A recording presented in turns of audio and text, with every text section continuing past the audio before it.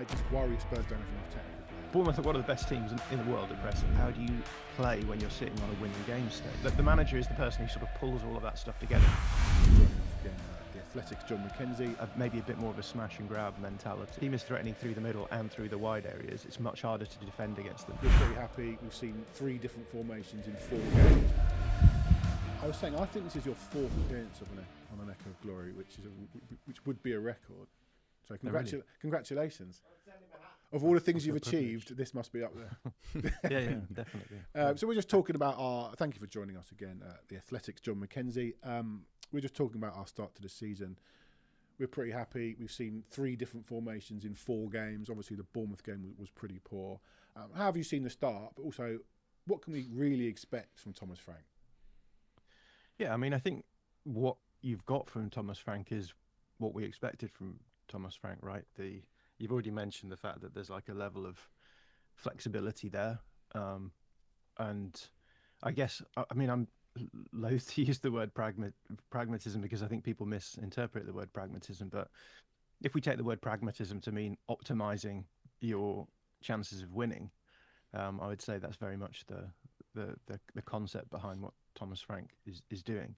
I thought, potentially the first game, the game against PSG, was the one which you got the sort of full gamut of what I expected from Thomas Frank, which is, maximising fine margins such as set pieces, finding a way of causing problems for a big team, but then not having the capacity to be able to hold on to that lead and generate the sort of control you might need in order to carry that winning game state through to the end. Is that a personnel thing, John, or that's not a Frank thing? I think it is a Frank thing. And again, it comes down to this question of when you're a team like Brentford, what you're expected to do to get wins against other teams is to, have maybe a bit more of a smash and grab mentality where, and again, that's not to diminish what actually occurred in that game, but it's very much, you take your chances, you fashion your chances through set pieces in this instance. But then the question is, well, how do you play when you're sitting on a winning game state? And in that game, it ended up becoming sitting deeper and deeper and deeper and just allowing PSG to not have to worry about ball progression at all and simply construct wave of attack after wave of attack. It's something we saw a little bit last season as well. So I think one of the big questions that there has to be about Frank going forward is, how does the personnel that he has at his disposal now change the way that he's going to play? Obviously, Brentford with good players is going to look better than Brentford. But for me, the big question is, can Frank evolve that play style to introduce some of those elements that he hasn't needed to use at Brentford that can help him to become, pragmatic, but in a different sphere of the Premier League table. So yeah, I think what we've seen from Frank so far is good signs. The benefits that you get from having a coach like that in terms of introducing structural ideas that are going to be solid. The players are going to be able to move, as you said, between tactical systems, depending on which team they're facing. But there is still room for, I think, development on his part, because it's been a long time since he's coached a team that are expected to be as dominant in some games as Spurs are. I watched your excellent piece recently on Spurs signing Xavi Simons, a player we're all excited about. I'll bring up this image, and I hope it comes up, from the Bournemouth game. Is it here? Oh, man. This is Hello Darkness, my old friend. Nuno. Yeah, it's Nuno. We saw it underhand a little bit.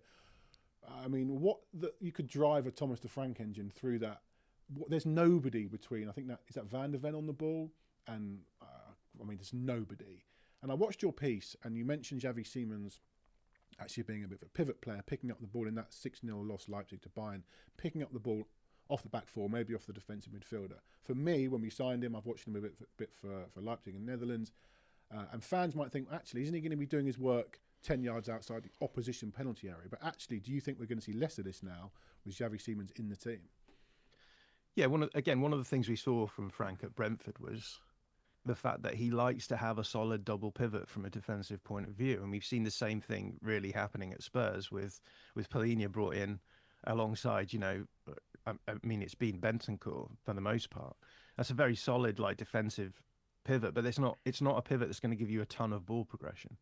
And the same is true, largely speaking, at Brentford. They had Cristian Romero, and I mean, Vitaly Janelt by the end. Lots of, and again, like, Norgard is a good passer within reason, and Janelt is a good ball carrier. So in certain games, you would see him sort of carrying the ball to generate ball progression. But against bigger teams and against like Bournemouth, we saw it, right. Is that if you then find ways of going man to man on Spurs, they then didn't have many options beyond playing speculative long balls, which were then being tidied up by Bournemouth. So one of the solutions that Frank used at Brentford was using Damsgaard as a effectively as like a third midfielder dropping in from number 10.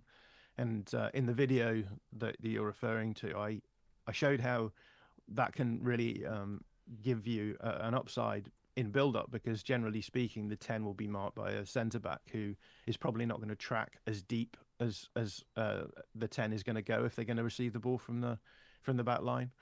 So what you can actually do that way is generate like a free player in build-up, which should, in theory, ease the build-up. And if it is a player like Mikkel Damsgaard, who is like an incredible ball carrier and an incredible passer, you can achieve a lot of ball progression through them. In terms of the and so yeah, I think that's the sort of basis of what I think that Xavi Simons could potentially do. We've seen Maddison doing it last season as well under Postacoglu. Yeah. So no doubt his injury was a massive loss to Thomas Frank going into this season.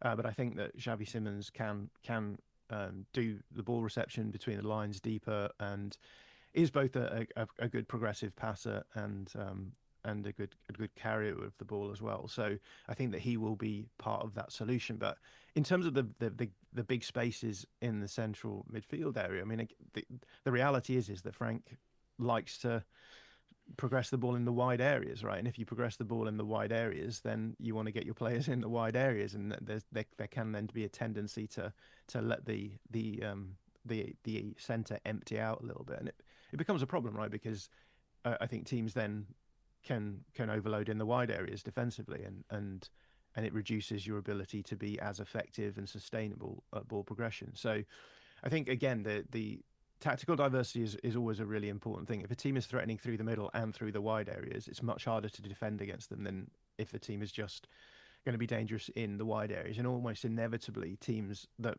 are dangerous in the wide area end up being more dangerous in one wide area than the other. So I think Arsenal, for example.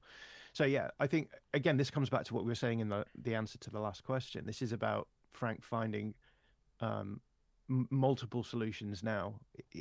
For Brentford, it's fine for them to be able to have sort of relatively low success rates at progressing the ball and using the wide areas and doing that. But what we saw, I think, with Brentford is in games where they were the dominant side, often they would end up doing the Arsenal thing, which is progressing the ball in wide areas and then struggling to get any sort of penetration into the box unless they're able to play at speed.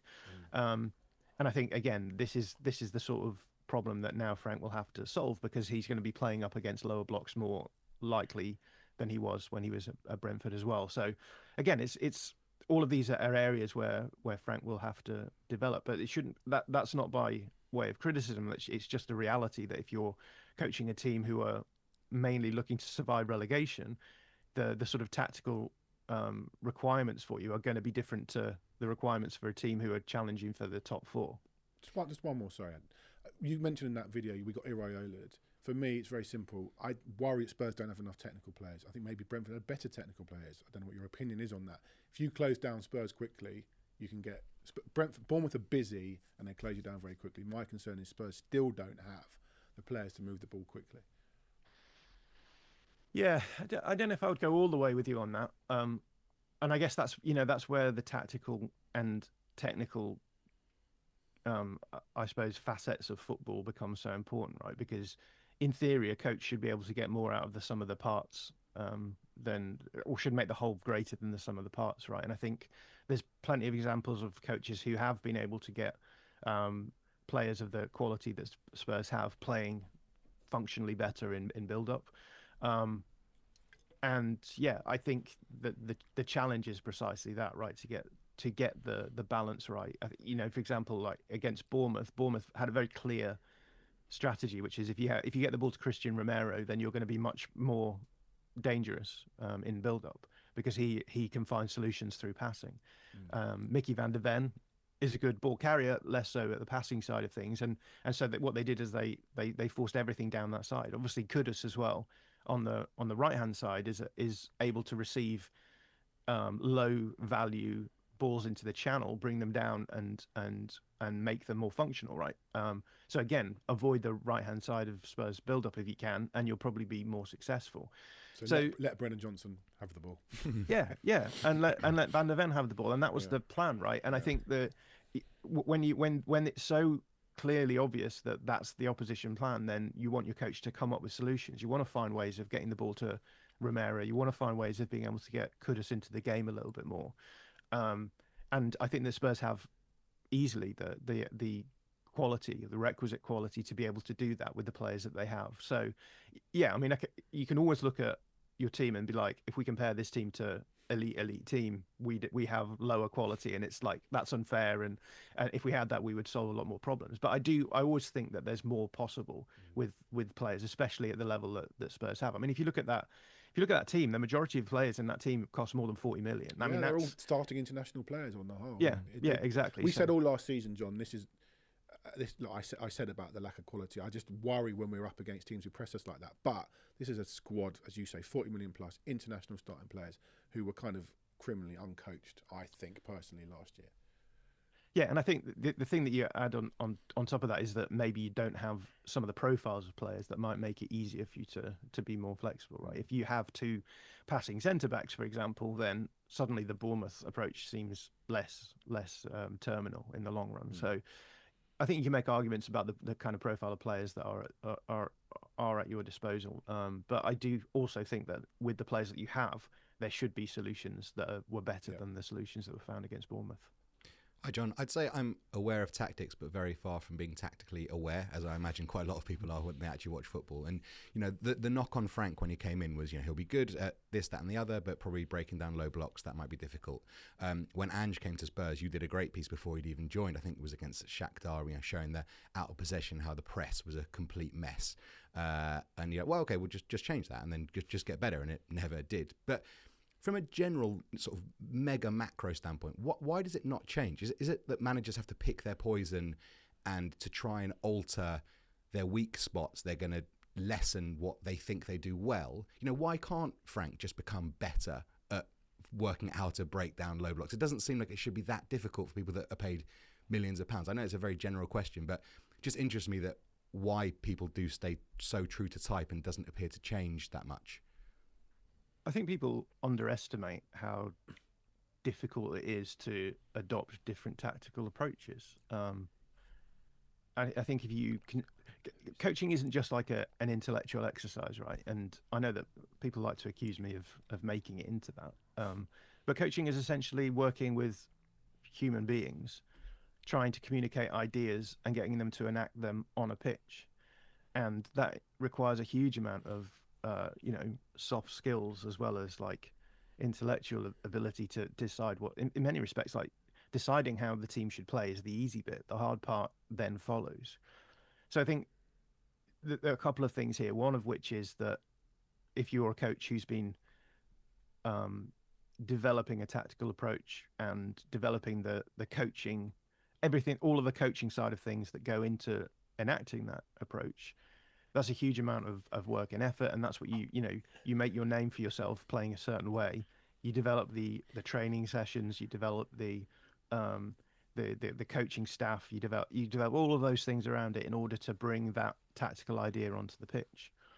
And that takes a lot of effort. Then to then be parachuted into a completely different context, and I think people underestimate how difficult it is to suddenly go from being a manager who is famous for doing one thing to then being like, well, now you've got to do something different that you don't have. You don't have the time to then think through it necessarily from a meta point of view. You don't really have the time to develop yourself while things are going. You always feel like you're you're building the plane while you're flying it.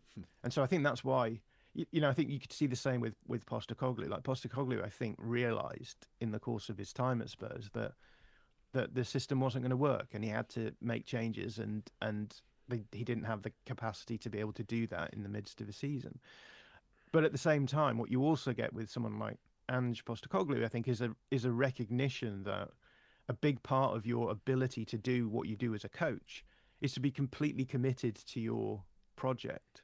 And I think that's the difficult thing as well. I think as soon as you go into a system like that, a sort of fluid system where everything is constantly moving all the time, you don't have enough time to work on things, and you're trying to, as I say, like you're trying to help a group of individuals essentially play well on a football pitch. Any sort of sense that you don't really know what you're doing is terminal.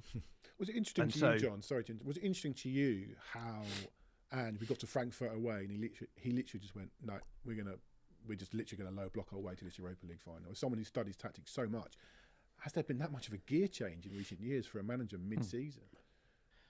Yeah, and I think the difficulty is that, like, a lot of these coaching systems are what I call interdependent systems, which means that the way that you defend impacts the way that you attack. Yeah. And the way that you attack impacts the way that you defend. So if you make a big sweeping change in one, it can lead to this series, like this cascade effect, where little, like, effects that you just had no idea would crop up somewhere else start happening, right? So I think people always think, well, why don't you just make a few tweaks to your system? As soon as you start doing that, suddenly the whole system can fall to pieces.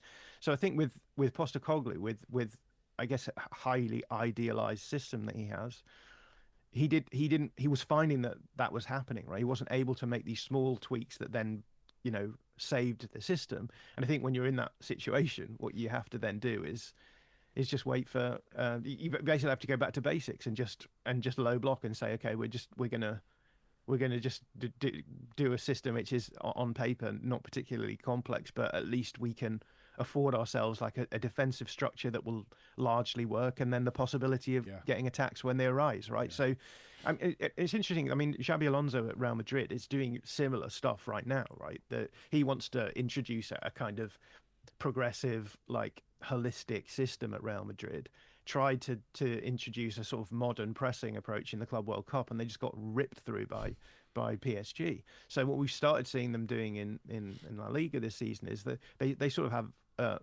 they basically have a simple process, which is like, if you lose the ball, we counter press. We don't win the counter press within a certain time frame. We just drop into a low block and start again.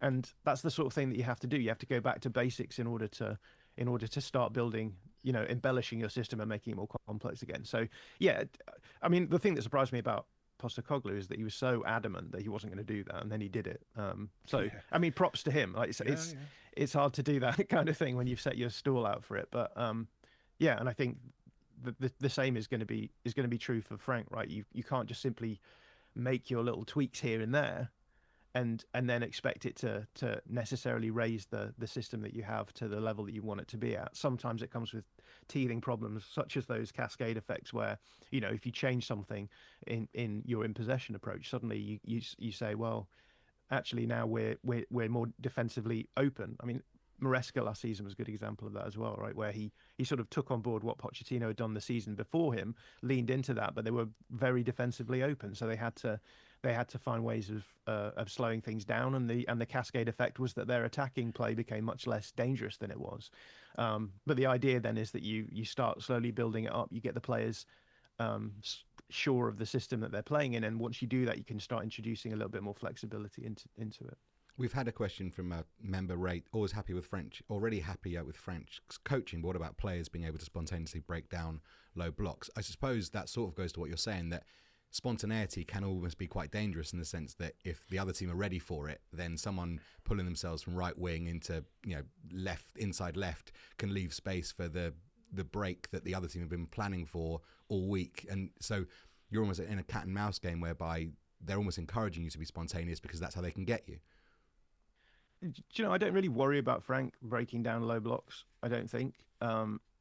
Insofar as I think that when you have the players that Spurs have, when you have your Kuduses and your Simons, you're going to have the personnel there who are going to be able to do that. Maddison will be back at some point. You've got incredible group of players and a rotation of players. Like, for all that you may feel a little bit negative about players like Odobert and Tell at the moment, those are still exceptionally good players to bring off the bench.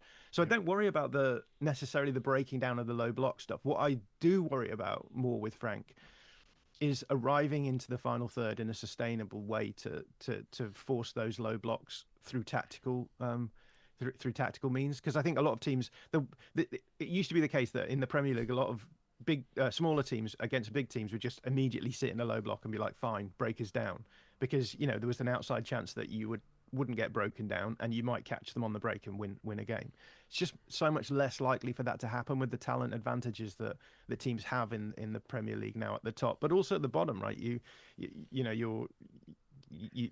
Teams at the bottom have the players to be able to counter on you and cause you problems anyway. But that's what I think what I worry about with Frank is that against those teams that are lower down the table, they're just going to mid-block and stop you from actually being able to progress the ball into those final third moments where you have dominance, and because like you say, like having good players is basically what you need to break down low blocks.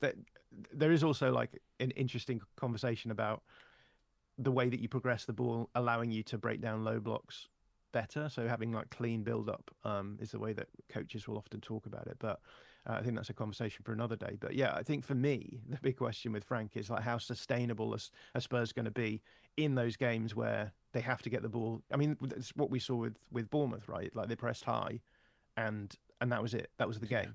Yeah. But I think the new personnel we talked about, Simons, I think, and time on the training pitch and keeping players fit, I trust it won't always just be that's how to beat Spurs. Yeah, Bournemouth are one of the best teams in the world at pressing. So it's not just a case of if a team presses you high, you're going to have those problems. You're not going to be playing against Bournemouth every week. But yeah, and solutions will be found. And as we said, like Simons offers a solution to those problems. So that in and of itself, that's not even like a hard solution, right? It's like we don't have this profile of player really. Now we've got one, so it gives us something. So yeah, I would be positive for sure. But I think that the difference between Postacoglu and Ange is that I think the difference between Postacoglu and Frank is that with Postacoglu, I think he's potentially like a ceiling raiser coach, right? I think that if his system works, then the possibility is that it carries you to a much higher level than you might expect. But Frank is definitely a floor raising coach. Frank will make this team solidly like top 6 probably. And the big question is, how often do you creep into the top 4? And the question is, at what point do you think, okay, we've plateaued here, we need to make the next step? But I think that's exactly the sort of problem that Spurs need right now, right? They need to be plateauing around like 6th or 5th, totally. Potentially. Totally. And on top of that, there's always the possibility, as I've been saying throughout, that Frank will evolve and will develop some of these aspects that we're talking about, that will allow him to make the team even better and then raise the ceiling of his approach. Yeah. John, you touched on sort of the weaker left-hand side that we've got out at the top end of the pitch. We sort of spoke about earlier that possibly 7 players in our squad. I think that every single fit attacker we've got right now has played or can play on the left wing, with obviously Solanke, Maddison and Kulusevski injured. Who do you think is the best tactically suited player to play in Frank's system right now on the left? On the left in the advanced area. Yeah. I'd be interested to hear you three to talk about this actually, because you guys know the players much better than me. So if it were up to you, who would you be playing on the left? We couldn't come. Well, we maybe said just possibly Muani, who we haven't watched loads, just because we don't fancy Odobert, Tell or Johnson really at the moment, and Simons is obviously going to probably play centrally, and obviously Richarlison will probably play up front. So maybe Muani. It's different as well. If you're playing Spencer and Udogie, it changes. Obviously, one's inverted, one's going to go around the outside. We generally couldn't answer. I would probably at the moment think it would be Kolo Muani, but I don't know how much he's played out there. Yeah, I've actually watched a few of his games recently where he played on the left wing, and I think you'll like him on the left. I think he is able to do wingery things. He sometimes looks a little bit like a 9 playing on the left, but I think he has a couple of things that he has the ability to receive on the turn and sort of flick the ball inside and then run into the space behind. which I guess almost looks like a centre forwardy thing, but like is very effective. The other thing is when he gets speed up, he's terrifying. So if you can find him in space in the wide areas, he can carry the ball quite well. And I think I think he's a decent option from the left. So I suspect that sounds enough for me. Yeah, yeah. I genuinely think that he'll probably go down as the immediate starting option. But I think again, I understand why there's consternation about some of the options you have out there. But I think that Tell and Odobert are still very, very young. They've not had any sort of chance of settling into the team, really, given everything that's gone on. Odobert has come from, I mean, he was at Burnley right before. So again, it's a big step up. And I think part of the problem of last season was that you signed so many youngsters just thinking, well, you know, these youngsters will develop and it'll be great. Yeah. But development is always done within the context of the club in general. And I think you've got to have you've got to have the mature starting 11 to allow the young players that you bring in time to develop, and that wasn't there at Spurs. So I think with Muani you solve that, right? Because you have an immediate, and I think that's the reason he's been brought in. I know there's a lot of people saying why sign Tell and then bring in Kolo Muani, but I think this is kind of, maybe it's not intentional. I don't know. I'm not going to speculate on what's going on at the club, but I think it does work out nicely that you have a starting level player who can you sort of rely on for your first 11, but then you have players around the edges who you're like, now your challenge is to be better than this guy who's starting, and there's pressure off you because you don't have to develop on the pitch. You can develop in training, and then you'll be given a few minutes here and there, and you know, it's always good for youngsters to be like, okay, you've got 10 minutes now, show me what you've got. Just gives you so much more, I think, oomph going into those games as well. So yeah, I think it's a good move, really. I think Frank's been quite open about his coaching setup and analysts, and I was interested because I sit in the upper tier, near enough the halfway line, and so I was watching that Bournemouth game, looking at these massive spaces in midfield and looking at the left side not functioning and can't progress the ball. And I've always thought the manager kind of has the worst seat in the house for that, for looking at general patterns of play. As someone like yourself who basically likes to watch games from a 2D bird's eye view vision and, you know, seeing patterns of play, what do managers do? How do they mitigate that? Presumably they've got reams of people with laptops in the stands that are doing that for them. But I've always wondered why they wouldn't. You know, I remember Glenn Hoddle used to do it in the first half, sit next to Daniel Levy, which must have been an interesting experience. You know, just to try and get more of, because it is such a different feel of the game when you're up there versus down, you know, in the middle of it. Yeah, and you know, you'll see iPads on the bench these days. What that iPad is, that iPad is just connected to an analyst on the gantry. So the iPad on the iPad on the gantry will be constantly being fed clips, and the coaching staff up there will be saying, "Here's something that's going on. Watch this back. What do you think of this?" And usually there'll be an assistant coach whose job is to then feed that through to the manager. So these things will definitely be like being analysed in real time. And again, at halftime, what will happen is that they'll probably pick 5 clips or so that will go directly into the changing room, and the manager can then just bring it up on a board to say, here's an example of what we are doing badly and what we need to do to do better. So it's definitely happening. Was there no signal under Postacoglu last season, then, presumably? Yeah. Well, no one's allowed to talk to him during the game, are they? So, you know, probably didn't get anything until half time. Yeah. I read an interesting interview with Liam Rossignol, who's at Strasbourg at the moment, and he was saying that he had to learn how to watch games from the pitch side, because it's just obviously completely different. I guess if you've ever sat at the edge of a pitch for a football game, you just, like, a lot of it's just kind of going on somewhere, wave sands. So I thought that was quite kind of interesting. But yeah, and again, like the task of the manager isn't just doing all of this tactical stuff, right? It's getting the most out of the players. It's about managing, right? It's about bringing all of those pieces together. And so you have to pass off, I think, the tactical responsibilities for the big picture stuff to your performance analysts, and rely on them being good enough to pick things up and offer solutions. And then you have to be the guy for whom the buck stops. Don't know, I've just butchered that saying, but yeah, you've got to make the decision, and everything is on your shoulders, right? So they'll offer you solutions, and you pick the one, and you go, and you have to be able to talk the player through it if they're doing something a bit different. You have to pick which player you bring on, and etc. So yeah, I think it's that the manager is the person who sort of pulls all of that stuff together, but there's definitely people out there in the gantries around the stadium doing the tactical analysis. I get it really, because I was saying off air, I've resigned from my son's team after 3 years, so I'm now not pitch side. I'm standing on the grassy bank at Power League. So I get it. With your arms crossed, of With course. my arms crossed. I'm like Alex Ferguson looking down on David Moyes. It's a big change for our Sunday League team. John, amazing to talk to you. Like I think Ad said, you're sort of aware of tactics but not tactically aware, and I'm the same. Like I'm engrossed in football all day, but to get your perspective is always amazing, which is why I always love having you back on, and thank you for doing so, and hopefully we'll have you on again soon. It's always a pleasure. I love chatting to you guys, so thanks for having me on again. Brilliant. Thanks, John. Cheers, John. Thank you.